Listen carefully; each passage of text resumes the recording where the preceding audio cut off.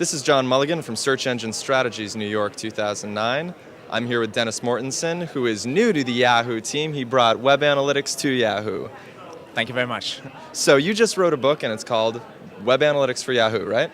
That's correct.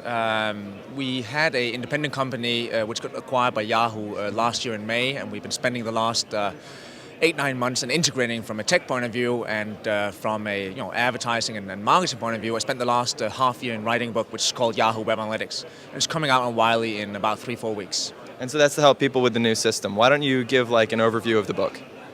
The book is split into 3 parts. First of all, because it's the first book on Yahoo Web Analytics, and the first part is about making sure that you collect the right data, that you figure out which opportunities you have to collect data points beyond just the basic ones. Mm-hmm. The second part is about once you collected the right data and gaining an opportunity to report on it. So if you ask a marketing question, you should be able to actually get an answer out of the reporting system. And the final section is about optimization opportunities. So once you collected the data, you reported on it, you want to gain insight to the extent where you can move your property from one place to another. More revenue or more conversion or more whatever you're going for. So that's a long-term 3-stage process that seems more like shifting people's mindsets in terms of how they think about the traffic on their websites, yeah? Very much, and it's actually very much aligned with the strategy from Yahoo, where we're not really too keen in just handing out JavaScripts and have people place that on their website and then that's a done deal. Uh-huh. We would like, first of all, to kind of go after the head end of the market. So I wouldn't say the more sophisticated advertiser, but at least just an advertiser who has some sort of skin in the game.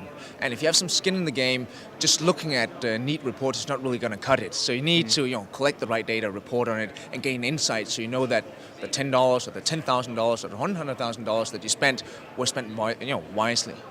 And so focusing on advertisers and people who are very deeply engaged and actually people who have an incentive to get the numbers right.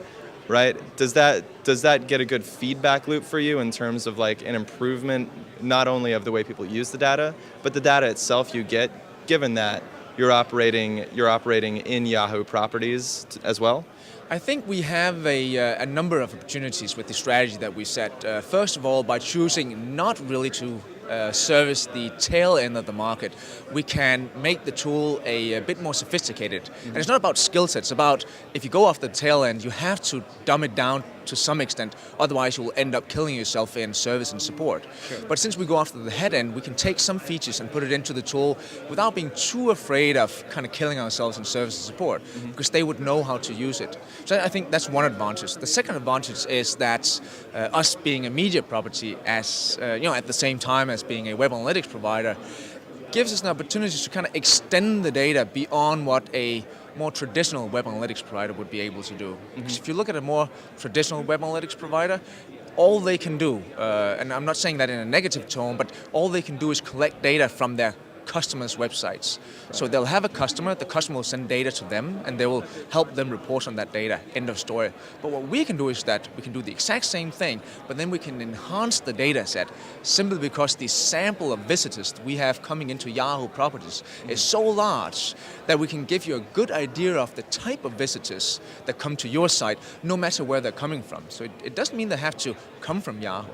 So if you run a sports site, and you have 10,000 visitors coming in this week, you might want to figure out what are the specific demographics of that visitor set. Are they male? Are they female? What age groups they're in? You might even want to figure out, do they have specific interests beyond my content, so I can go out and target that to get more qualified visitors or better performing campaigns. So and that's something that you as Yahoo already have access to and you can weave into the numbers you give, is what you're saying.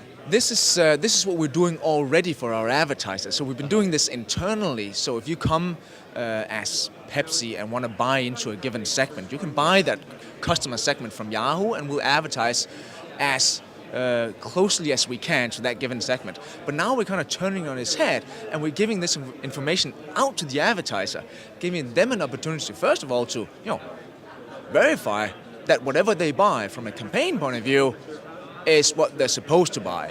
Uh-huh. Then on top of that, if they have a traffic influx or if they just want to figure out who are my customers actually, what kind of segment is that? They can actually start to figure that out now without doing expensive qualitative research or buying into ComScore reports. Now they can install a tool, which is, by the way, free of charge, and get this information. I see. One last question. You're trying to change the way that advertisers and publishers in the Yahoo universe think about the way that they publish and the way that they spend their money. Is this changing things inside of the company too? I think it hurts in any organization, whatever the information is. If you take something which is internal and never released before to the external public, and you want to take it away from them and put it out there, there's some friction in doing that. But I think everybody agrees at the end of the day this is the best thing to do, because the more educated the advertiser is, the more likely it is that they will trust, first of all, the media that they buy their advertising from, but also that they'll perhaps even doing a channel shift. We might even be able to do that channel shift from offline to online if they feel a whole lot more confident in what they're buying.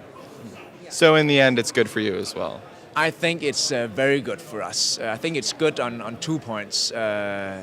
One point, as I just mentioned, but I think it's good on another point, which is that we get to tell the conversion story. I can't, and this is what some people forget sometimes, if I do advertise in the New York Times, spend $100,000 on a full page, I wouldn't call up the Wall Street Journal to figure out whether it's a good ad. I would probably call the New York Times. But what's happening right now is that people will buy advertising on whatever the media, let's say Yahoo, then they will install Google Analytics. So what's essentially happening here is that they buy the media from us and they're verified with the tool from Google. That doesn't connect with me. So at least I need to be able to tell my own story. I'm not saying they shouldn't go verify that somewhere else, but at least I should be giving myself the opportunity to tell the story. That's one more story from a universe of them coming from Search Engine Strategies New York 2009. Thanks so much. Cheers, you're welcome. Stay tuned for more.